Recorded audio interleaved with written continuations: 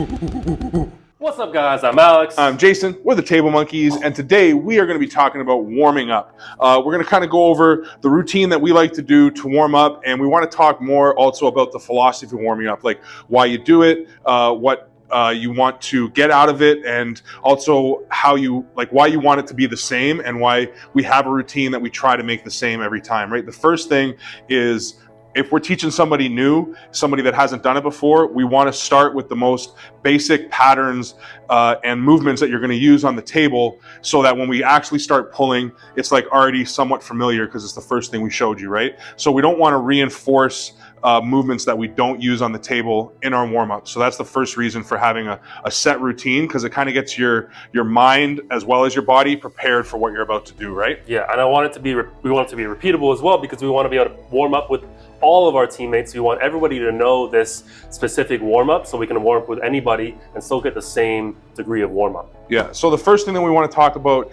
is before you actually get to the table, right? This is a sport, this is an activity where we want to take it seriously, and we want to perform as athletes, and all athletes warm up. So the first thing you want to do is get some blood in your body, and that's before you even step to the table. So that could be something simple like I used to do sort of like fight training warm-ups that I used to do. So it was a lot of jumping jacks and like rolling of the arms and shoulders and hips and stuff like that, just to get my whole body loose. Now I do a lot more stuff with bands, which is what you like to do, right? Yeah, I like to warm my shoulders, external rotation, internal rotation, obviously warm my arms, bicep rack, and some tricep work, and then a little bit of the wrists as well.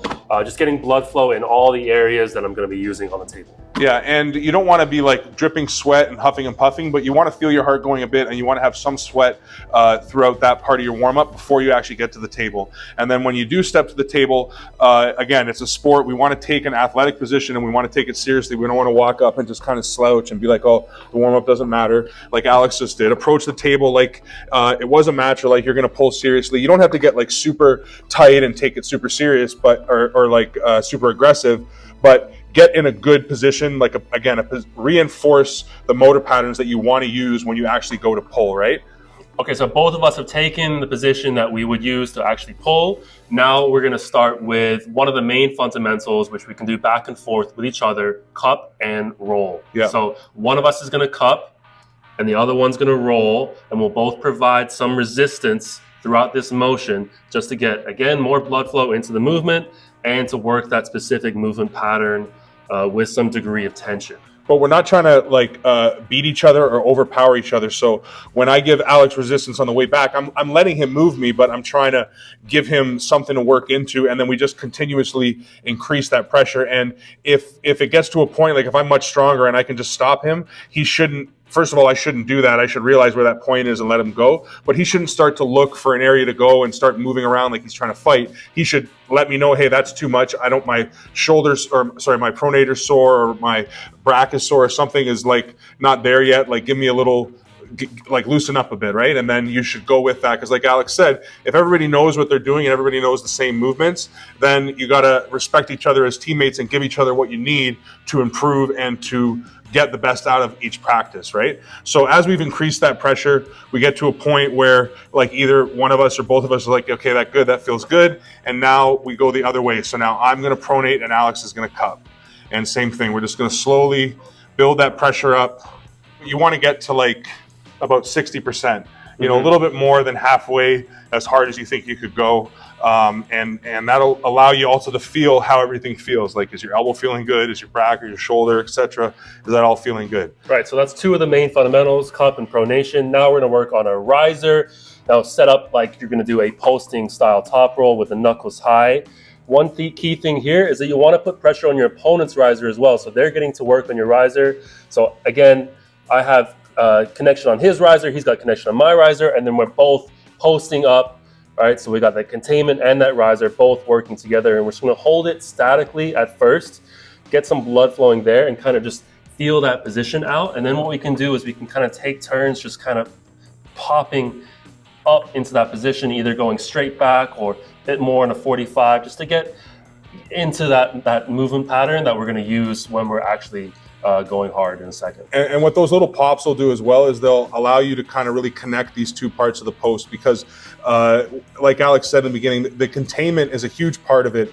So if you want to think about it like this isn't just warming up our rise, we're also warming up our containment, because when we're cupping, like that's more our wrist. Here it's like literally our fingertips that we're trying to just hold like we're holding the edge of a cliff or something, you know. And that containment really is what leads you to, like Alex was just saying, those pops, like feeling which way it is that you can or want to go, and what it is you need to take from your opponent, or what that's going to give you when you take it, right? Yeah.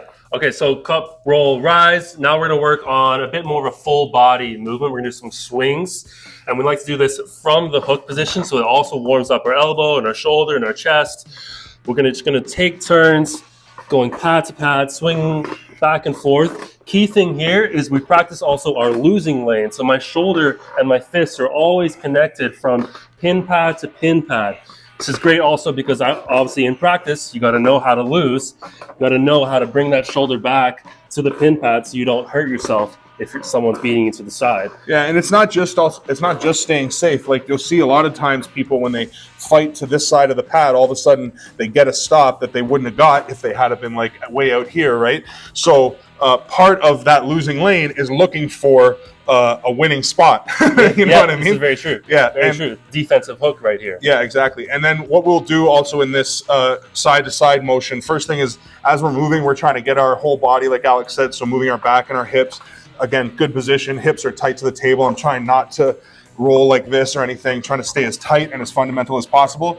And then the same as the other movements, we'll build up pressure. And all we're building up is basically peg-to-peg pressure. So I'm just holding center a little bit more, and he's pushing through it, and now he's doing the same to me, so I have something to push into, and then we're just going to continuously build up that pressure again until we're at about maybe 60% if this was actually a practice that we were getting ready for. And then we can add in another motion to this. So obviously right now we're kind of going side to side. We can add in a little bit of a drag.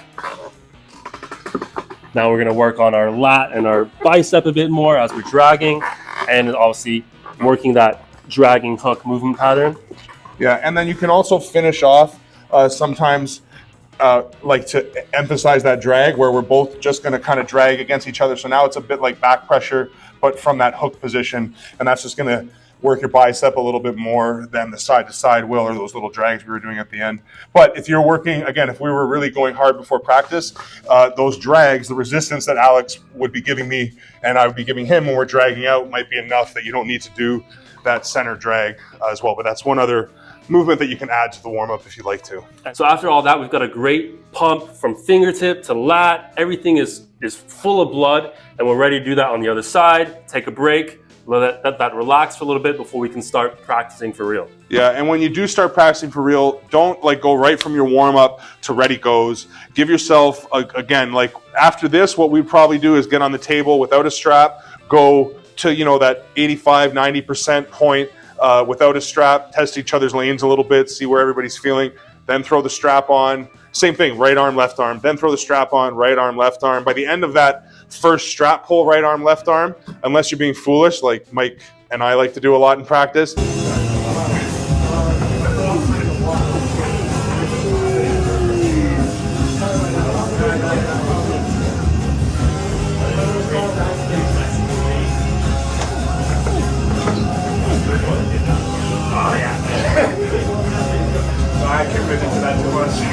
You should have felt like that 95, maybe one like little bit 100% range. Again, like Alex said, after every pull, you give yourself some time to kind of relax and let the blood sort of like dissipate a little bit before you go into the next one. And if you do that properly, you get a lot more like high level, high intensity pulls than if you just pull really hard until you can't feel your arm, try to sit down, come back to the table too quick, do it again, and then before you know it, you know, you've only gotten a couple pulls in and you're already like completely exhausted or destroyed. So that's the biggest purpose for a good warm-up, is to get yourself a really quality workout by the end of the session, right? And that's about pacing yourself throughout the whole practice. Exactly. So that's the warm-up. Let us know if you do anything differently in your warm-up. Do you have a warm-up that you implement every single time? And if you don't, maybe that's something you should think about. If you like the video, please like the video. Leave some comments, subscribe, smash the bell, all those things. And monkeys out. Peace.